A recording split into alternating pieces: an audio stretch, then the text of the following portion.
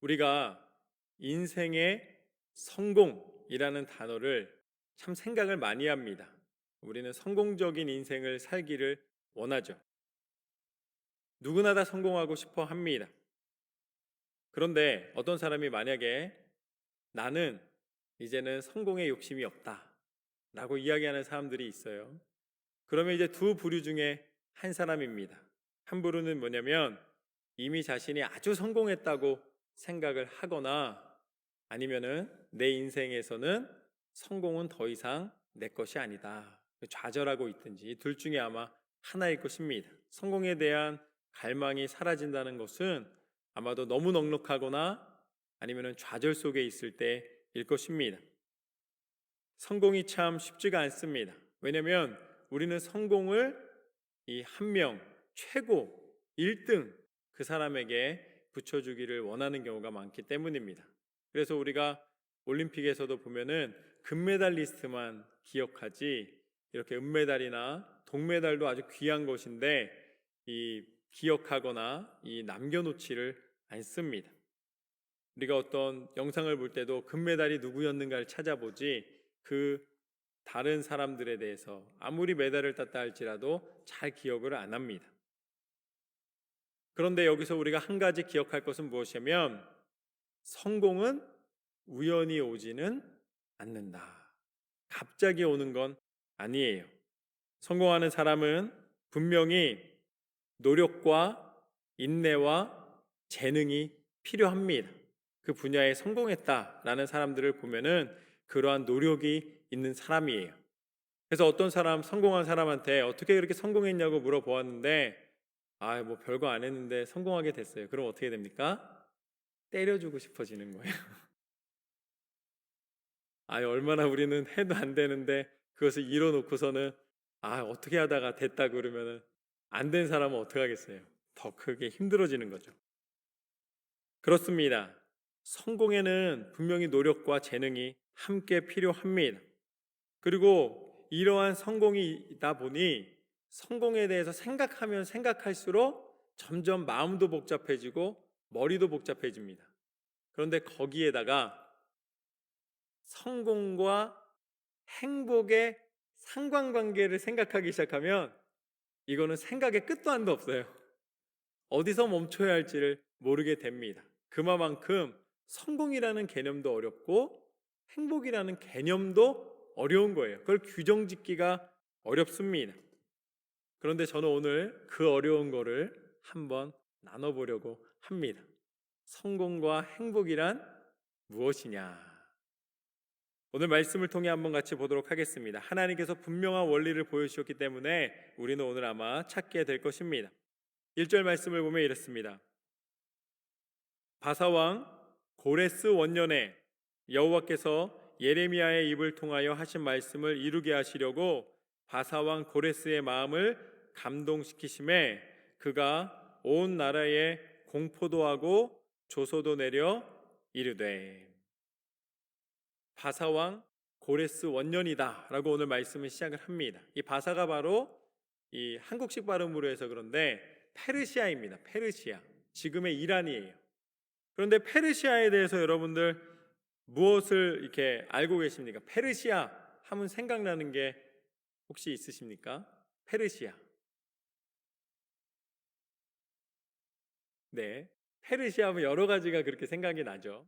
그런데 이 페르시아는 역사에서는 페르시아 제국이라고 부릅니다. 제국이라고 부른다는 것은 굉장히 그 지역 전체를, 문명 자체를 좌지우지했다라는 의미를 갖고 있는 것이죠. 그만큼 아주 강력한 나라였습니다. 당시에 바벨론이라는 강한 나라가 있었어요. 유다를 멸망시킨 나라가 바로 바벨론이죠.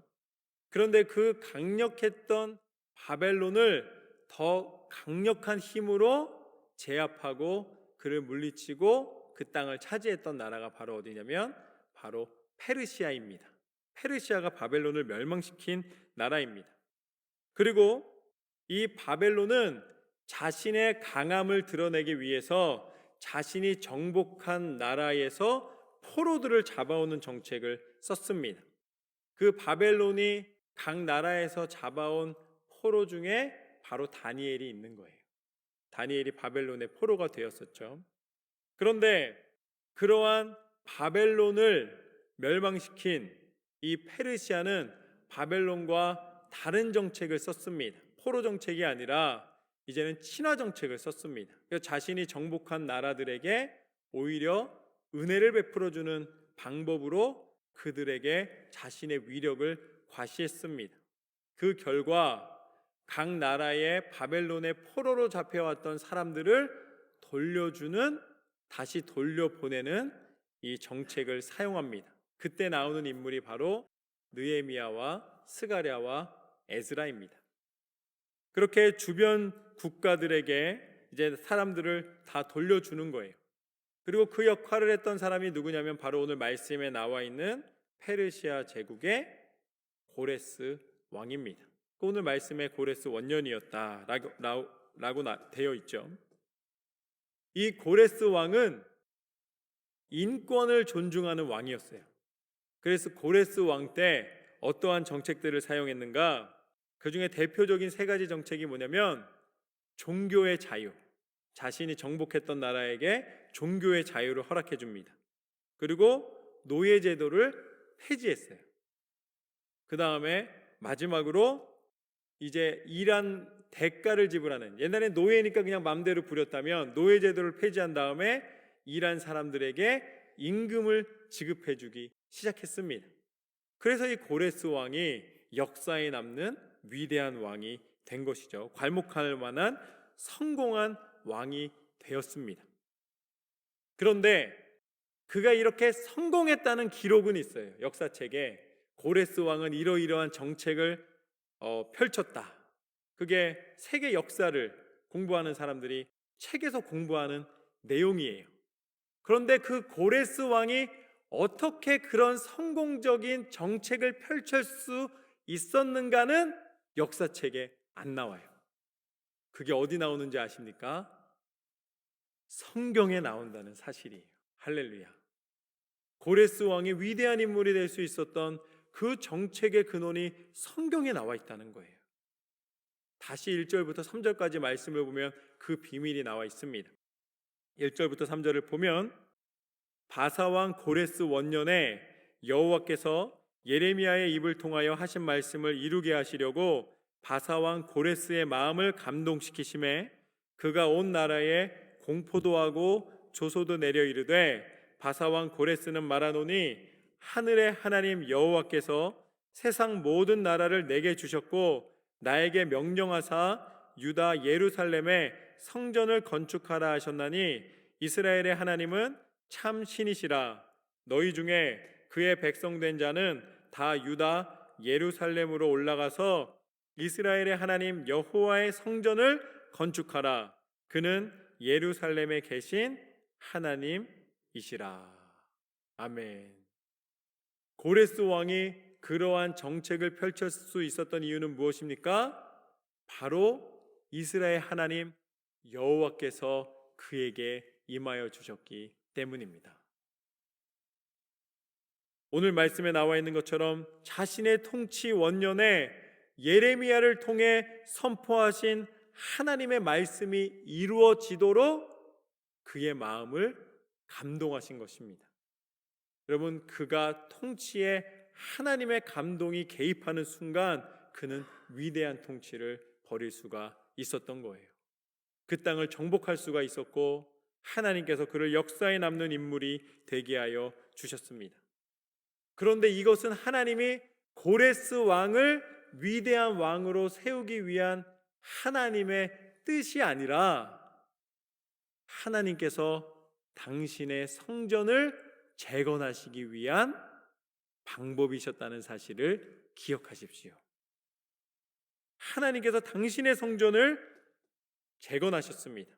다시 말하면 위대한 사람이 역사를 바꿔놓은 것처럼 보이지만 그 역사는 위대한 사람을 바꾸신 하나님의 손으로 이루어진 줄로 믿습니다. 하나님의 손이 역사하신 것입니다. 다시 말해 하나님은 이미 예레미야를 통해 약속하신 말씀을 이루어 주신 줄로 믿습니다. 그 역사의 현장 속에 하나님이 인도하고 계신 것입니다. 하나님은 하나님의 방법을 통해 하나님의 뜻을 이루시고 계시노라. 그렇다면 하나님은 하나님이 하신 약속을 이루고 계시기 때문에 그것을 우리는 다른 말로 하나님이 이루시는 일, 하나님의 성공이라고 부를 수가 있습니다. 하나님은 이미 성공하시는 하나님이세요. 하나님의 뜻은 반드시 이루어집니다. 하나님의 선포는 반드시 나타납니다. 그렇기 때문에 우리가 성공하는 인생은 뭐냐면 내가 하는 일을 하나님이 도와주셔서 성공하는 게 아니라 하나님이 이미 약속하시고 계획하시고 걸어가시는 그 성공의 길에 들어서면 어떻게 되는 거예요? 성공하는 인생이 되는 줄로 믿습니다. 하나님이 예루살렘 성전을 재건하시기 위하여서 당신의 일을 계획하며 나가실 때에 고레스 왕이 그 하나님의 일에 대하여 감동이 되었고 그 일에 동참함으로 말미암아 역사에 남는 위대한 인물이 되었습니다. 이것이 얼마나 놀라운 섭리인 줄 모릅니다. 고레스가 이방 민족의 왕이었음에도 불구하고 하나님의 성공에 쓰임받았을 때에 성공적인 왕, 위대한 왕이 되었습니다. 오늘 이것이 바로 말씀의 첫 번째 교훈입니다. 하나님이 나를 사용하시는 것이 성공이다. 고레스가 하나님 앞에 쓰임받았기 때문에 성공한 것이지 고레스의 계획에 하나님이 와서 도우신 게 아니라는 사실을 기억하십시오. 하나님의 길에 들어서야 됩니다. 하나님의 길에 동행해야 됩니다. 하나님의 성공에 참여해야 될 줄로 믿습니다. 그것이 하나님의 성공의 역사입니다. 계속해서 하나님은 고레스를 통해 이렇게 일하십니다. 4절부터 6절까지 말씀을 보면 그 남아있는 백성이 어느 곳에 머물러 살든지 그곳 사람들이 마땅히 은과 금과 그 밖의 물건과 짐승으로 도와주고 그 외에도 예루살렘에 세울 하나님의 성전을 위하여 예물을 기쁘게 드릴지니라 하였더라.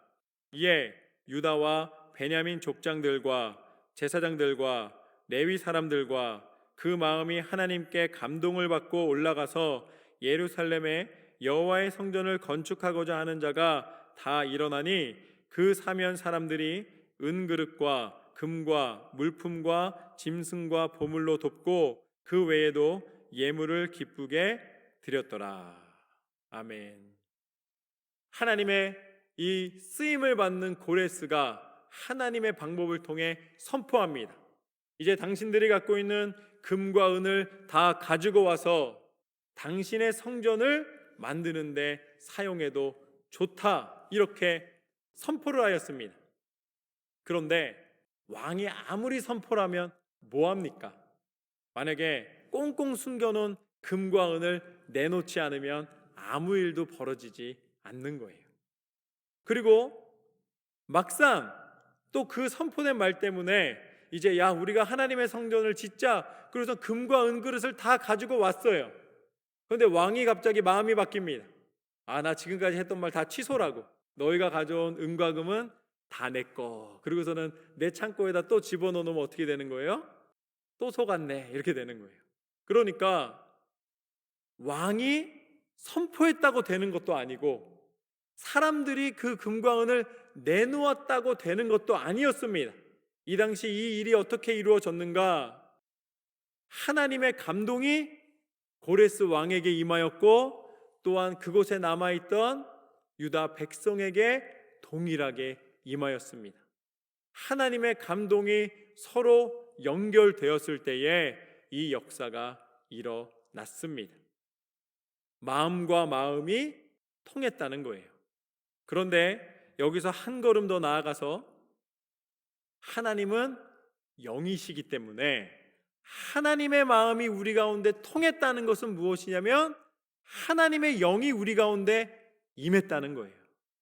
고레스가 하나님의 감동으로 움직인다는 것은 하나님의 영이 고레스 안에서 움직였다는 것입니다. 그리고 유다 백성들이 움직일 수 있었던 것은 그 하나님이 고레스를 통해 말씀하신 그 영이 그들에게도 움직였다는 것입니다. 그래서 하나님이 고레스와 백성 전체에게 역사하셨을 때에 그들이 가진 것을 다 하나님 앞에 내어놓고 그것을 뺏지 않고 다 사용할 수 있는 권한을 허락해 주신 거예요. 하나님의 영이 임하였더라. 이것을 제가 다시 표현하겠습니다. 성령 충만이 임하였더라. 여러분, 하나님의 일은 어디에 나타나는가? 성령 충만한 곳에 임하는 줄로 믿습니다. 성령 충만함을 통해 하나님의 역사가 나타나는 거예요. 그런데 이 당시에 다시 이 백성의 측면에서 한번 보십시오. 왕이 요청했어요. 그래서 하나님의 뜻대로 하나님의 영이 임하셔서 그것을 내놓았습니다. 그러면 내 입장에서는 어떻게 된 거예요? 금이 옮겨진 거예요. 내 집에 있던 금그릇이 성전이긴 하지만 이렇든 저렇든 내 소유에서 모두의 소유로 바뀐 거예요. 기관이 됐던 개인이 됐던 그걸 왕이 뺏어간다 할지라도 내게 있던 것이 옮겨진 거예요. 그러니까 없어졌잖아요. 나한테 있던 금이 한 덩어리가 없어진 거예요. 여러분, 없어진 게 성공입니까? 나한테 있던 게 없어졌으니까 물질적 기준으로 따지자면 이건 뭐예요? 실패예요. 상실입니다. 잃는 거예요. 그런데 이것이 성령 충만한 가운데서 역사가 일어나니까 하나님의 성전에 드리고 나는 비웠는데 그곳에 무엇이 임하는 것입니까? 성령이 주시는 기쁨이 임하는 거예요.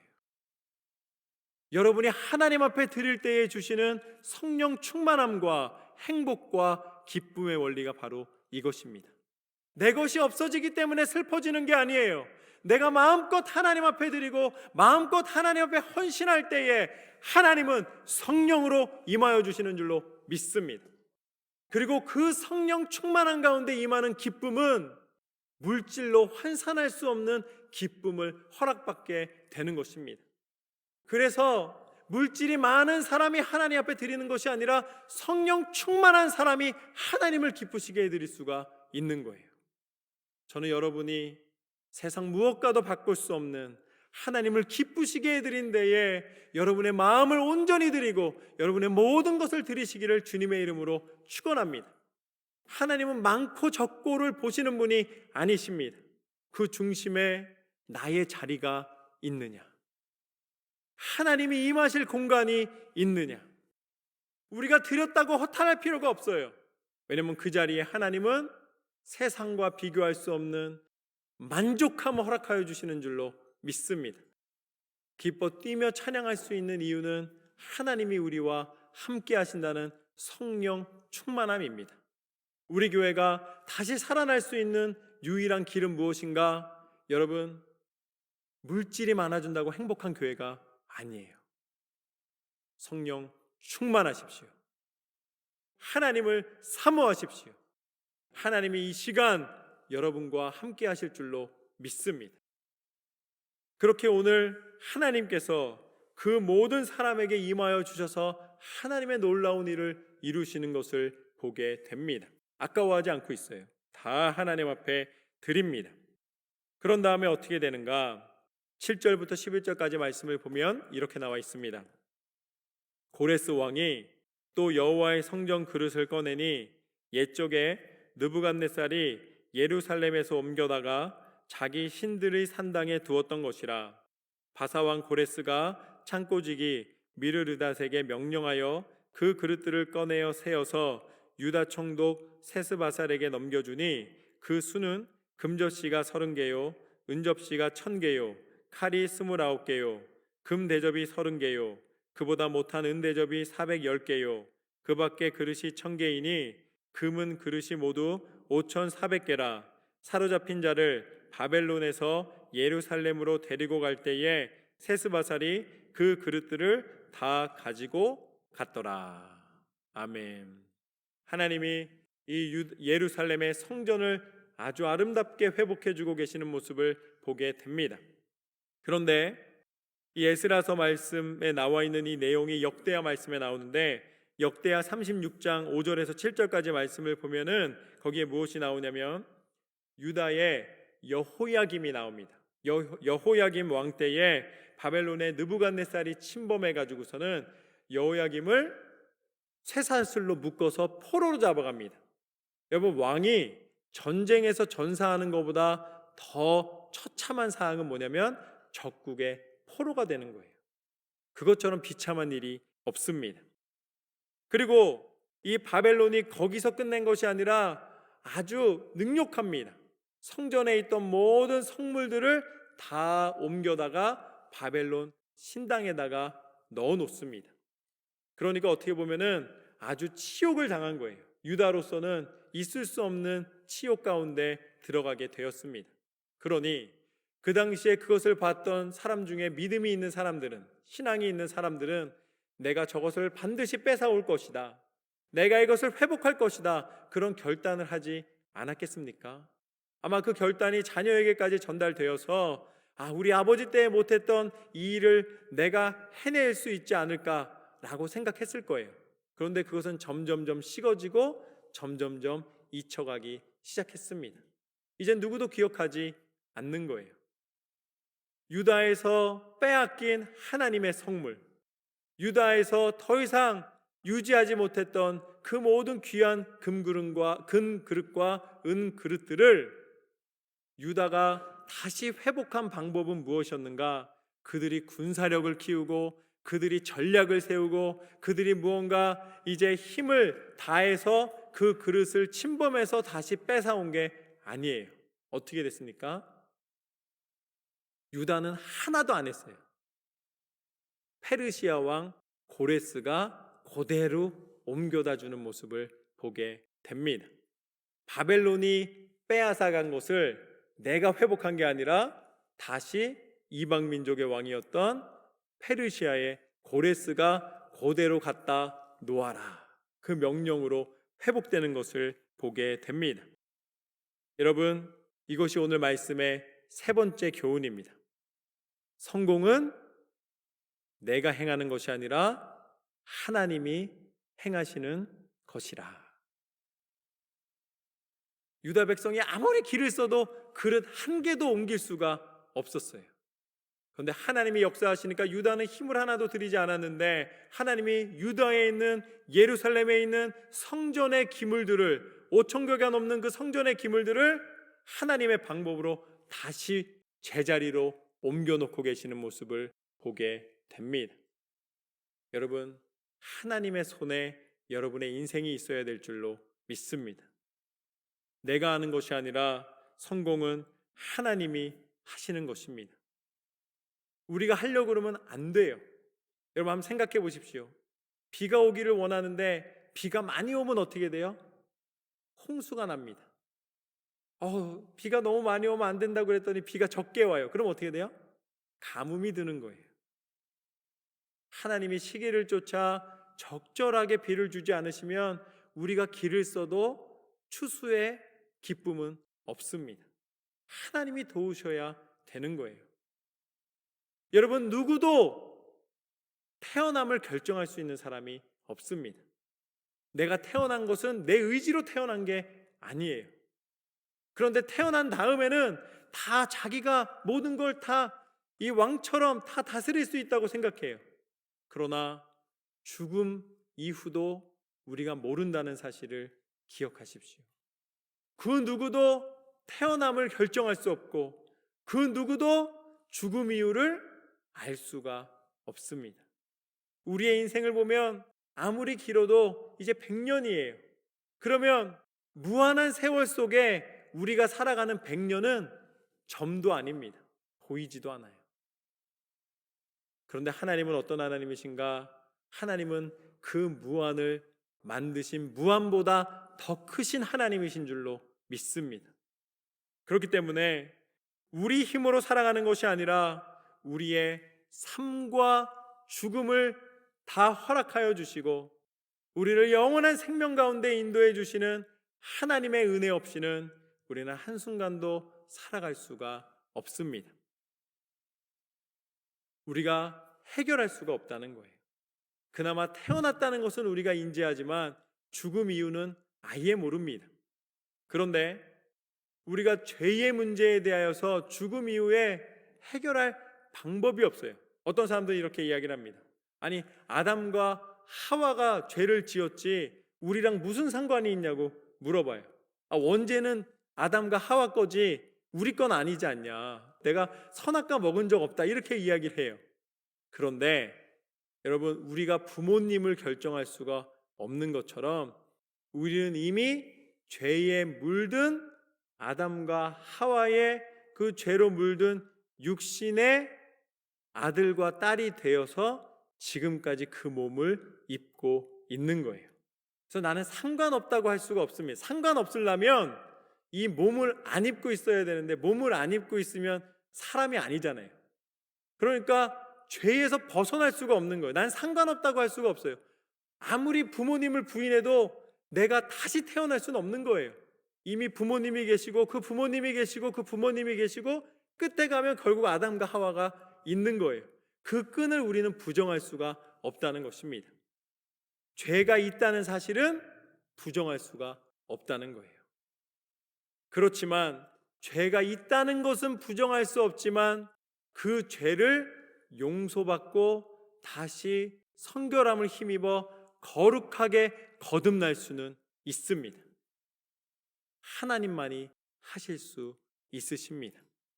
그래서 하나님이 우리에게 그 귀한 선물을 허락해 주시기 위해서 하나님이 우리가 행할 수 없기 때문에 하나님이 친히 행하여 주셨습니다. 그분이 바로 예수 그리스도이신 줄로 믿습니다. 예수님이 우리와 똑같은 육신을 입고 이 땅 가운데 오셔서 우리의 모든 죄를 담당해 주시고 십자가에 달려 죽으심으로 말미암아 이제는 내가 지은 죄, 원죄, 모든 죄의 사슬을 끊어주신 줄로 믿습니다.